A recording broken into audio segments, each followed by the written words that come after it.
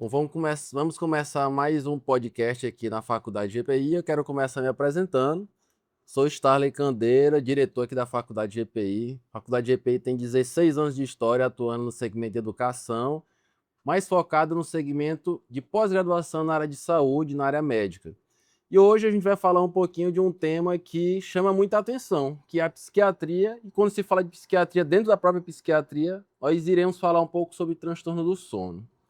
Tá? E para isso, eu trouxe um grande colega, amigo, médico, foi aluno aqui da nossa pós-graduação, hoje muito atuante no segmento da saúde mental. E eu queria agradecer a presença aqui do Dr. Marcos André. Marcos, fale um pouquinho aí para a gente da sua história, um pouco da sua carreira, como foi, e para a gente começar um pouquinho do como foi a entrada nessa área médica e até chegar aqui na área da psiquiatria, né? Boa tarde, agradecer pelo convite.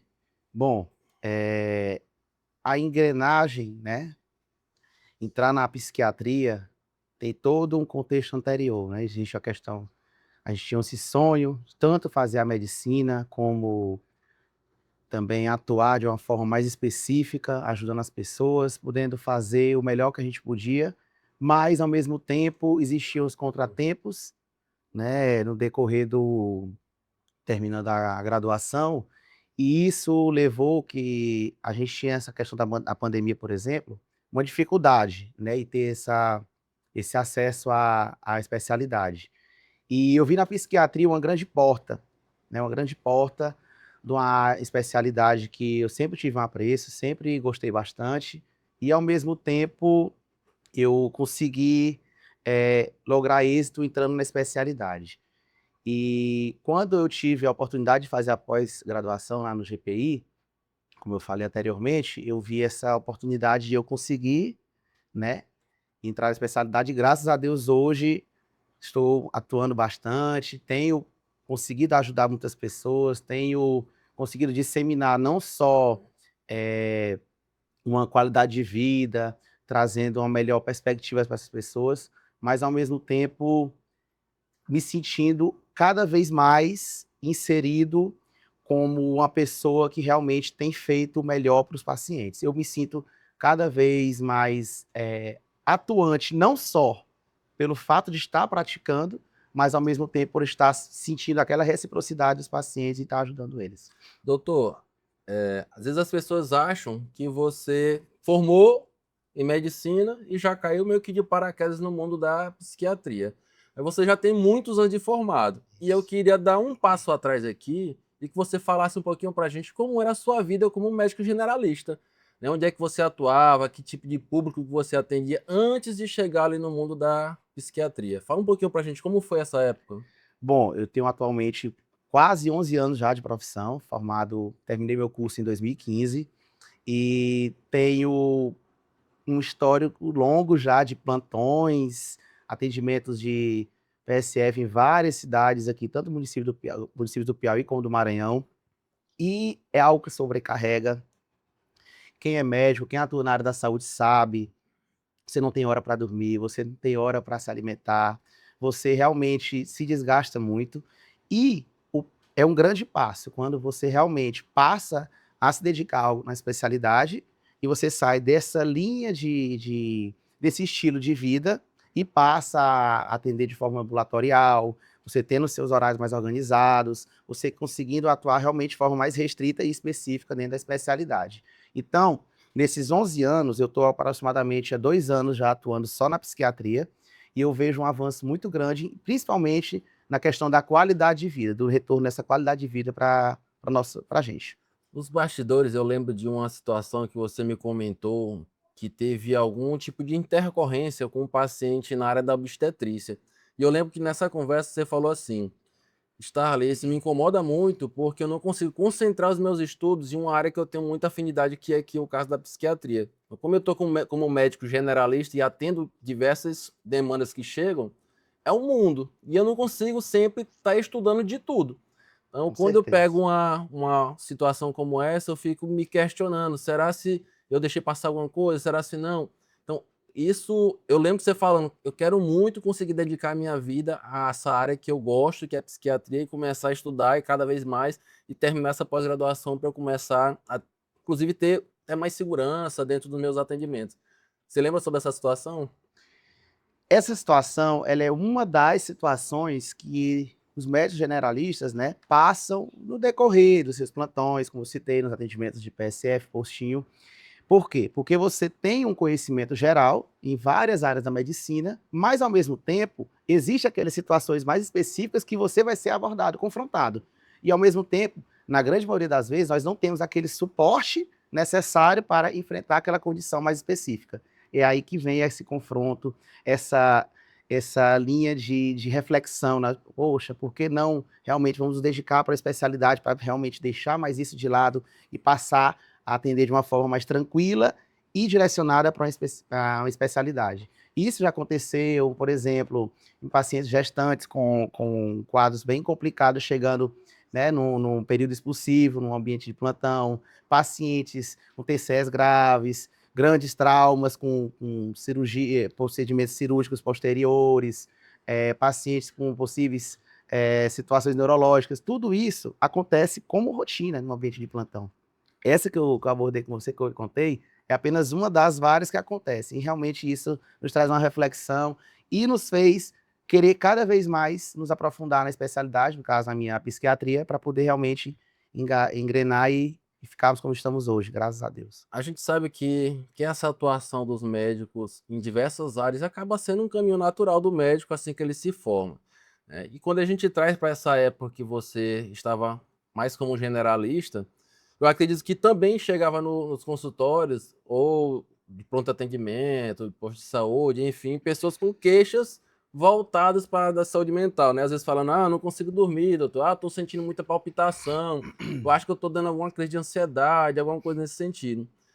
Como é que você lidava antes com esse tipo de paciente? Antes de entrar no mundo da psiquiatria, antes de entrar na pós-graduação, por exemplo, e adquirir mais conhecimento, como é que você lidava antes, como médico generalista, com esse paciente? Bom, a palavra que eu acho que define não só a forma como eu lidava com essas situações, mas também, ao mesmo tempo, outros médicos, seria a insegurança.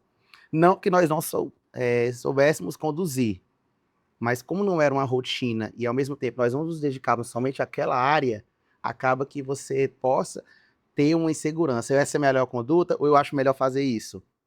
Faz aqui ou faz aqui? Então, o fato de você passar a estudar com frequência bastante dentro da especialidade, na psiquiatria, me fez ter um domínio melhor, me fez ter uma segurança melhor de atuação e, consequentemente, uma prática, né, com uma maior quantidade de prática, que nos trazendo, consequentemente, mais respaldo em todas as condutas. Acontece muito no ambiente de plantão. Muitos pacientes chegando em surto, pacientes com agressividade, pacientes com psicose ativa, com alucinações, delírios, pacientes com, doutor, eu não durmo. Queixas que você pensa que vão chegar só no ambiente de postinho, do PSF, chegam muito no ambiente de plantão também. Doutor, estou tantos dias sem dormir. Doutor, estou infartando, estou suando frio, estou com o coração acelerado, estou com falta de ar. Ou seja, pacientes que têm sintomas dentro da psiquiatria, mas que sublimam qualquer outra área da medicina.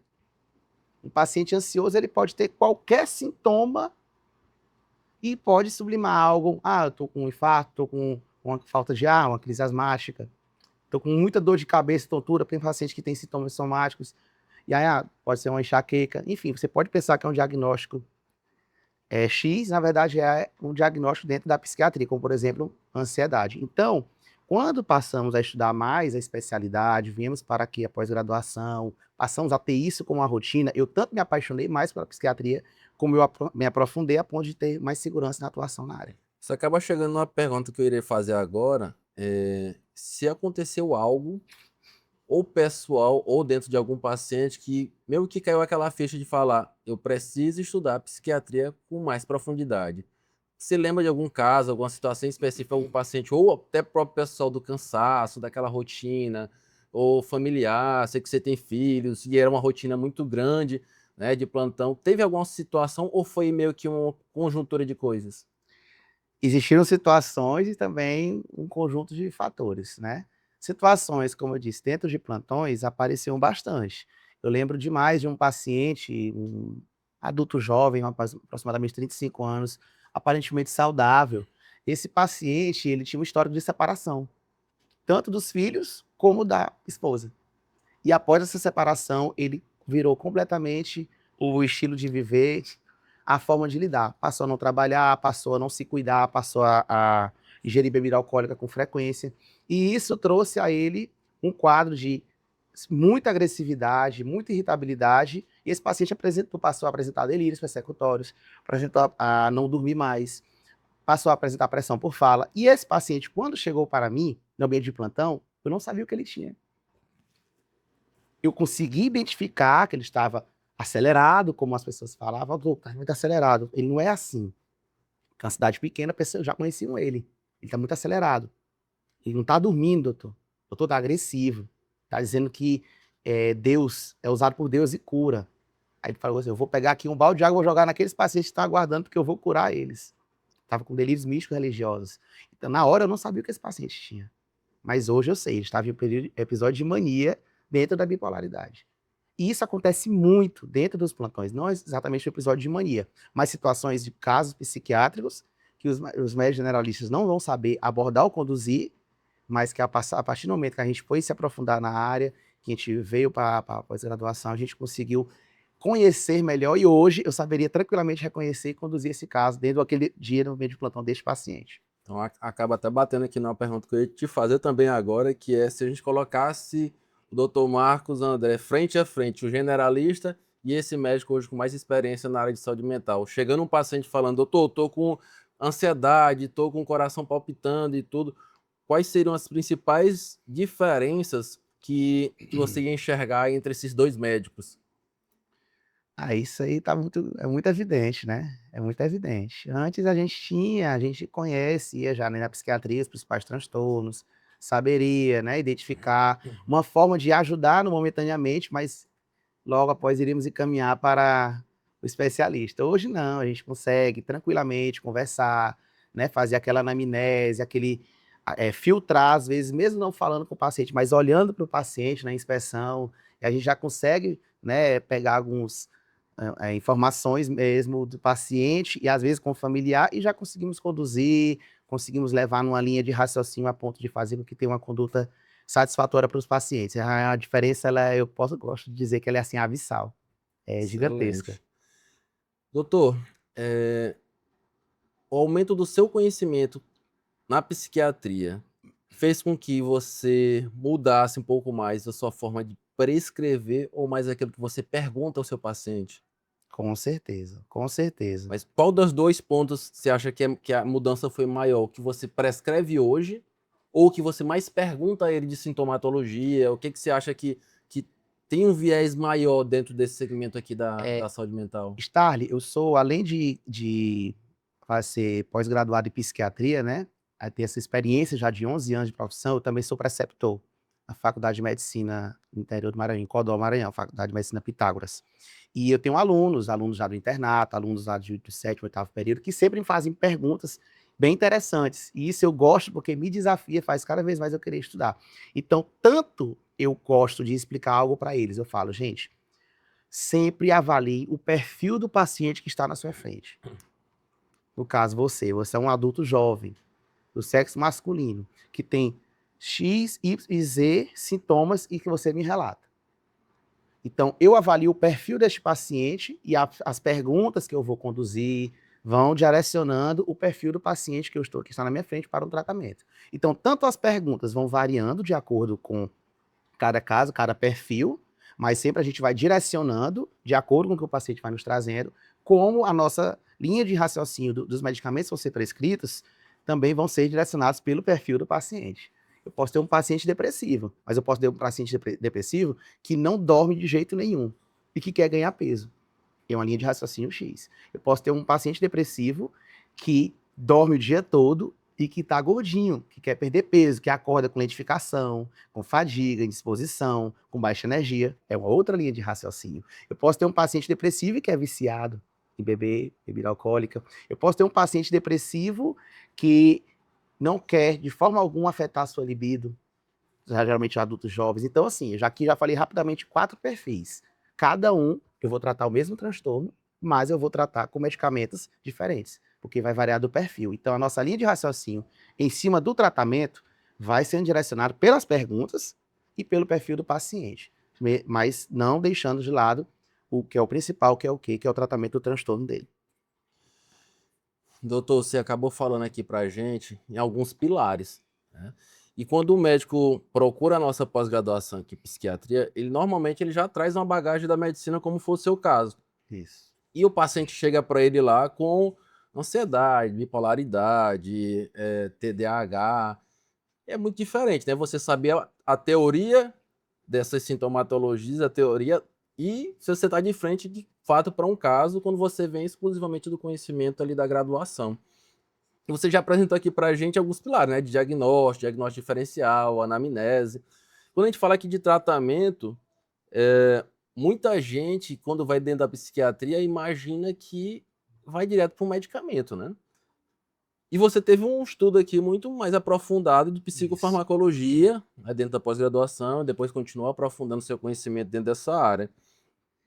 Você consegue falar um pouquinho para a gente quando um tratamento para a saúde mental ele não envolve exclusivamente medicamento, quando ele envolve outros hábitos também? Você consegue trazer para a gente relacionamento sobre isso? Sim, existem vários transtornos, né, vários transtornos dentro da psiquiatria. Alguns desses transtornos precisam de maior, como é que eu posso dizer, de uma melhor adesão ao tratamento farmacológico, mas associado à psicoterapia, como por exemplo, né, o uma abordagem do psicólogo. A questão é que existem alguns transtornos, como por exemplo, um transtorno de personalidade borderline, que no caso, o medicamento, ele é bem interessante, mas a abordagem da psicoterapia se torna ainda tão importante quanto, certo? E claro, um paciente com qualquer outro transtorno, não só o transtorno de personalidade borderline, ele precisa ter hábitos na sua rotina, no seu dia a dia, que facilitem, que sejam aditivos ao seu tratamento medicamentoso, como por exemplo, a higiene do sono, como por exemplo, uma boa alimentação, uma rotina favorável, né, uma rotina satisfatória, com hábitos, com atividades prazerosas, né, na sua rotina. Por que não também trabalhar a sua espiritualidade? Doutor Marcos, você no início da nossa conversa falou uma palavra muito importante, que foi segurança. E eu queria entrar um pouquinho sobre esse tema, né? Na medicina, saber quando não fazer algo é tão importante quanto saber o que fazer, não é? E eu sei que muita gente chega no consultório já pedindo medicamento. Como é que você lida com isso atualmente? Bom, vamos lá. A nossa prática vai cada vez nos moldando a saber lidar com essas situações conflitantes. Essa é uma das situações conflitantes que aparece com uma rotina, é muito frequente, né, no nosso ambiente de consultório. E temos que ter tranquilidade, temos que ter sabedoria na forma de conduzir, né, esse tipo de situação. Então, você conversa, você ouve o paciente, você filtra, e você, através do seu conhecimento, você transmite para o paciente segurança no que está fazendo, né, no seu propósito para ele, e ao mesmo tempo explica, né, mostra para esse paciente: olha, eu acho mais interessante nós fazermos dessa forma, porque vai amenizar isso, da forma como você está sugerindo, pode causar isso. Essa medicação não é melhor, mais indicada para você, devido a esse ponto específico que você me relatou, dos seus sintomas. A nossa forma de trabalhar, nós temos mais segurança com esse medicamento X, no seu diagnóstico, enfim, a gente tenta transmitir para o paciente uma segurança devido ao conhecimento que temos na área e pelo que ele nos relatou. Assim a gente tenta. Claro que existem aqueles pacientes que têm uma inflexibilidade. Infelizmente, que querem porque querem daquela forma, ou que já vão com a ideia fixa que é aquilo que vai resolver. Acontece muito, Starley, por exemplo, nos pacientes que são viciados em benzodiazepínicos. O diazepam, o prazolam, clonazepam. Geralmente, já na terceira idade, uso crônico 10 anos para frente. São medicamentos que têm uma indicação precisa na psiquiatria, na crise. Paciente ansioso, paciente depressivo, está com crises incessantes, uma atrás da outra, chegou para a gente no consultório, a gente inicia uma medicação hoje para eles. Mas eu digo, ó, daqui a 2, 3, 4 semanas que esse medicamento realmente vai ter um efeito interessante. Então, nesses primeiros dias aqui, vamos botar aqui um clonazepam de SOS, um diazepam, para você dormir melhor, para você sair de uma crise. Essa indicação é interessante, mas os pacientes acabam tomando com frequência, diariamente, acham fácil, é barato, é um medicamento que age rapidamente e acaba se trazendo o quê? Um vício. Com o tempo também uma tolerabilidade. Então, esse já é um perfil de paciente que chega dizendo, doutor, eu quero que você renove a receita, eu quero um diazepam. E você tenta conduzir de outras formas, explicando. Alguns a gente consegue, de forma lenta e gradual, outros a gente não consegue, existe uma grande inflexibilidade. É complicado, mas a gente tem tentado, em alguns casos, a gente consegue sim, graças a Deus, contornar isso, exatamente. Você falou aí algo interessante que foi sobre sono. E eu quero entrar um pouquinho dentro dessa temática, né? Muita gente às vezes fala, eu tenho ansiedade, eu tenho depressão, estou sentindo meu coração palpitando, mas eu tenho certeza que a grande maioria das pessoas já citaram alguma vez isso, e eu não estou conseguindo dormir direito. Isso é algo realmente que é muito comum, né? E aí fica aquela dúvida. Quando um paciente chega para você e fala, doutor, eu não consegui dormir por algumas noites, isso já caracteriza uma insônia? Depende, exatamente. A insônia, ela pode estar em qualquer diagnóstico. Olha, é uma demanda altíssima, Starling, isso que você falou, viu? A queixa de insônia. Paciente ansioso, paciente depressivo, paciente bipolar, tanto em fase de mania ou hipomania, como em fase depressiva. Tá? Um paciente com TEA, autismo, paciente com TDAH. Tenho vários pacientes em vários transtornos distintos que têm a insônia como uma queixa comum. E o que acontece? Esses pacientes, eles podem ter uma insônia crônica, aquela insônia que já duram vários meses, que ela é incapacitante, que ela perdura todos os dias da sua vida, ou quase todos os dias da sua semana, como aquela insônia que está começando. De uns dias para cá eu passei a não dormir bem, de poucas semanas para cá eu passei a não dormir bem. Então, assim, existem esses dois perfis, mas a insônia, tanto sendo algo mais agudo como mais crônico, ela sim, ela é muito comum na nossa queixa, no nosso consultório. Quando o paciente chega lá direto, né? Eu não estou dormindo e quero um medicamento. Ponto. Como é que você lida com esse raciocínio? A gente vai estratificar. Que tipo de insônia que esse paciente tem? Se o paciente chega, doutor, eu estou sem dormir, eu deito às 20 horas, às 21 horas, mas eu só vou dormir à meia-noite, 1 da manhã. Esse paciente tem o quê? Uma insônia inicial. Então nós precisamos o quê? Melhorar a latência desse sono, o início desse sono do paciente, certo? E temos medicamentos, como por exemplo a exopiclônia, né? Temos medicamentos aí que dão uma própria melatonina, que vão dar uma ajuda nessa insônia inicial. Se for uma insônia leve, a melatonina vai ter eficácia. Temos pacientes que têm uma insônia fragmentada. Doutor, eu chego, eu deito, mas eu passo a noite toda acordando. Eu deito, acordo, deito, dormo. E fica até amanhecer. Acorda, não está descansado, não foi um sono reparador. Essa insônia fragmentada, temos drogas interessantes que podem ajudar, como por exemplo, um trazodona, um antidepressivo muito bom, muito bem utilizado na psiquiatria. Temos também a insônia terminal. Ele paciente, doutor, eu deito às 21 horas e durmo. Quando dá 3 da manhã, eu levanto. Dormi 6 horas de sono. Não consigo mais dormir. E isso não é legal, doutor. Não estou me sentindo bem. Então, aquela insônia terminal. Então, precisando de uma medicação que tenha uma eficácia, uma durabilidade maior, uma meia-vida maior. Por exemplo, a quetiapina, a trazodona também tem uma eficácia interessante desse tipo de sono. Então, assim, você identifica o tipo de sono e o fator que está associado à insônia daquele paciente. Geralmente, como eu falei agora há pouco, tem a insônia associada a algum transtorno. Então não adianta também você tratar só o sono e não tratar a causa base. Se esse paciente for um paciente muito ansioso, que na hora que ele deita, os pensamentos ficam muito acelerados, que ele é preocupação constante e, consequentemente, um medo intenso daquilo ali, provavelmente esse paciente está com ansiedade. E essa manifestação vem, geralmente, quando deita, neste caso específico que eu estou falando, esse perfil, e, consequentemente, afetando o sono dele. Então, você vai usar algo para ansiedade, um medicamento para ansiedade, mas, ao mesmo tempo, que vai melhorar o padrão de sono do paciente. Então, além de raciocínio, você vai ter que ouvir o paciente, aí volta nas perguntas anteriores, fazer uma investigação mais criteriosa, identificando o perfil do paciente dentro do transtorno. E aí sim, escolhendo a melhor molécula para o tratamento. Doutor Marcos, muita gente pode estar aqui assistindo a gente nesse podcast e já começa a ficar naquela, né, aqueles pensamentos, nossa, eu não dormi direito ontem, será que você já tem que procurar um médico? Será que você já tem que procurar aqui um especialista para tratar sobre isso? E eu queria lhe perguntar se a gente diminui um pouquinho a intensidade dessa sintomatologia que é a insônia. Quais são alguns dos hábitos que as pessoas que estão aqui com a gente ouvindo poderiam começar a observar ou tentar cuidar antes de procurar um médico para saber, não, de fato, isso já está afetando a minha rotina. O celular, tentar dormir mais cedo. O que seria de hábitos para essas pessoas começarem a observar antes disso, para saber se de fato, ei, isso aqui eu preciso procurar um médico. Bom, vamos lá. Você me levantou 2 questionamentos aqui nessa pergunta, né, tanto a questão dos hábitos, como a questão da forma de identificar, eu devo ou não procurar, certo? Quando devemos identificar que algo está necessitando de uma intervenção médica, no caso, a conduta psiquiátrica.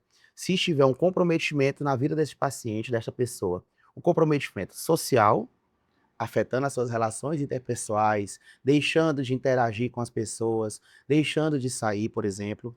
Um comprometimento funcional, ou seja, está afetando o meu rendimento no trabalho, o meu rendimento na faculdade, na escola. A gente tem perfil de pacientes adolescentes, crianças também.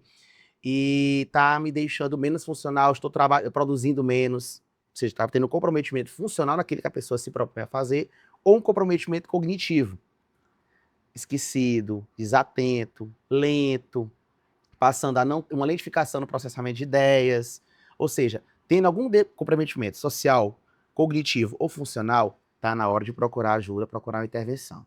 Esse é um ponto. O outro, em relação aos hábitos.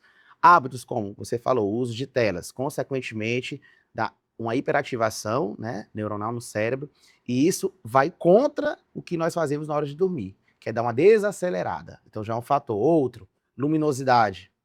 Menos luminosidade na hora de dormir, ambientes silenciosos, poucos ruídos, um clima agradável, você procurar ter uma cama agradável, né, um colchão no caso, um travesseiro, você não ingerir muitos líquidos ou muitos sólidos próximo da hora de dormir. Se tiver problema, se tiver que Bebida alcoólica. estudar, entra nos líquidos também, né? Outra, se tiver, por exemplo, a questão de trabalho, estudo. Eu vou deitar e vou ler. Eu vou deitar e vou aqui anotar algo. Não, faça aquilo, guarde, deixe para e vá para a cama. Telas, não só celulares, como televisões, tablets, enfim. Aqui são alguns pontos que a gente está elencando que realmente são interessantes como hábitos a pessoa tentar melhorar, normalizar antes de procurar. Mas, se existe já um comprometimento, como eu citei, né, chega social, funcional, cognitivo, vale a pena procurar. E a gente inicia um tratamento medicamentoso associando a melhoria nesses hábitos. Quando a gente fala de medicamento, queira ou não, tem uma parcela da população que hoje busca muito os medicamentos, e existe uma outra parcela aqui que tem um certo preconceito. Sim. Quando fala aí, Muito. vou tomar remédio para dormir, ou tomar um medicamento controlado, já fica naquela agonia, né? Então aí vem um questionamento, né? O remédio para dormir, ele é sempre ruim, ou a automedicação ou a medicação sem uma avaliação adequada que é ruim? Bom, vamos lá. Primeiro que na psiquiatria, os medicamentos não quer dizer que você vai tomar e vai se viciar. Existem os medicamentos tarja preta, né? Citei alguns aqui já, por exemplo, diazepam, zopiclona, que sim, os tarja preta eles podem trazer essa dependência, né? Dependendo do uso crônico. Como existem aqueles medicamentos que estão tarja vermelha, que eu falo dos pacientes, são controlados, mas que não vão viciar. E se o paciente tem indicação clínica para uso, com certeza vai trazer um bem. Não é um mal necessário, é um bem necessário. Vai trazer uma qualidade de vida para o paciente, a fazer com que ele durma, que ele descanse, que ele tenha um sono reparador. No outro dia está com menos oscilações de humor, melhor disposição, melhor concentração, ou seja, os órgãos do seu corpo, de um modo geral, vão estar funcionando melhor. Então, é realmente um medicamento que vai trazer o bem para o paciente. Bom? Então, assim, não tem aquela indicação que todo mundo deve usar, mas também não é aquela que ninguém deve usar. Não é? Isso vai de Depende. acordo com a avaliação que é feita individualmente da sintomatologia daquele Exato. paciente, não é isso? Então a gente traz um pouco do reforço da importância de uma avaliação médica especializada, né? Doutor Marcos, agora a gente retornando um pouquinho para a sua história, essa história de vida, essa história profissional, Existem muitos médicos que hoje estão na rotina, né, estão lá nos seus plantões, estão atendendo pacientes na rotina aí, com ansiedade, com depressão, alterações de sono, estão passando pelo que você passou anteriormente. Hoje você está num outro patamar profissional quando se fala da sua rotina, né? O que você diria para esse médico, o médico Dr. Marcos generalista, que você diria para ele hoje na situação atual profissional que você se encontra? Qual é a diferença? O que você diria para ele? Bom, é uma diferença, gigantesca, né, a gente agradece muito, inclusive, essa oportunidade de ter feito a pós-graduação, porque realmente trouxe um divisor de águas, né. Antes a gente tinha uma rotina muito estressante, muito puxada, como eu falava, eu não tinha tempo pra praticamente nada. E hoje a gente consegue se organizar, consegue se dedicar na área da psiquiatria, consegue somar bastante na vida das pessoas, dos nossos pacientes, e ao mesmo tempo ter uma qualidade de vida. Então, no início, principalmente para quem é recém-formado, é realmente mais complicado você se inserir no mercado de trabalho. Hoje, cada vez mais estão existindo mais faculdades, mais médicos se formando, mas que não desistam, que realmente permaneçam engajados, que a medicina, ainda é uma área que tem um grande diferencial na vida das pessoas, né. Eu falo ainda por quê? Porque, infelizmente, a gente está vendo que a tecnologia hoje ela está sendo usada no lado positivo, mas também tem um lado negativo, né, e acaba influenciando também dentro da área na área médica. Às vezes as pessoas têm muita acessibilidade à informação e acabam trazendo de forma errada. Eu falo isso de um modo geral, mas a medicina ainda assim é a área que nós podemos, assim, falar: "Poxa, eu posso fazer algo para transformar a vida de alguém, para melhorar a vida de uma pessoa". Então é se dedicar, é se estudar, é se esforçar e, claro, procurar, como eu, por exemplo, eu, Marcos André, fiz, né, assim que possível, se dedicar na especialidade para que a gente tenha uma melhor qualidade de vida. Porque sim, é muito desgastante e eu realmente não me arrependo de ter engrenado na psiquiatria e procurado a especialidade. Já ia lhe perguntar a respeito disso, né? Após a pós-graduação, após você ter feito essa pós-graduação aqui em psiquiatria, se de fato valeu a pena profissionalmente, e eu não estou falando aqui nem exclusivamente financeiramente. Eu sei que é muito importante isso, né? Principalmente os médicos começam numa rotina muito grande e às vezes não conseguem sair dessa rotina muito grande por conta do financeiro, né? Que não consegue mais abrir mão de algumas situações que vão acontecendo. Mas quando a gente fala aqui do seu conhecimento profissional, para a sua segurança profissional, valeu a pena fazer a pós-graduação? Muito, muito, muito.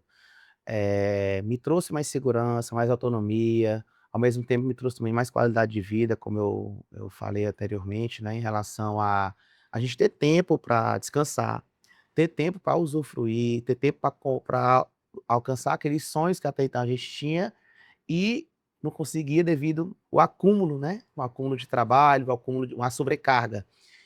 Inclusive, Stary, eu já tive burnout, na época que eu trabalhava dando plantão.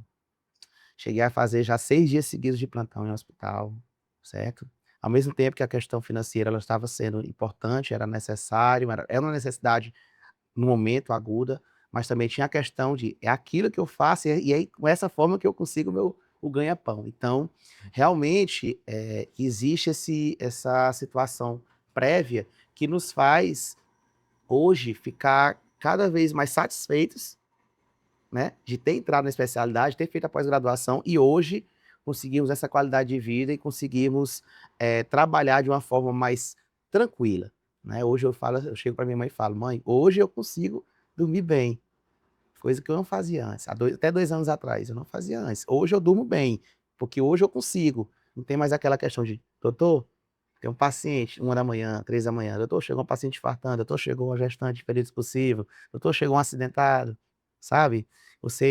Não tinha tempo, não tinha. Então é uma questão muito existe uma diferença muito grande desse antes para esse momento atual. Excelente. Tomás, eu queria lhe agradecer a participação aqui com a gente e ficar claro aqui que a medicina ela não termina na graduação.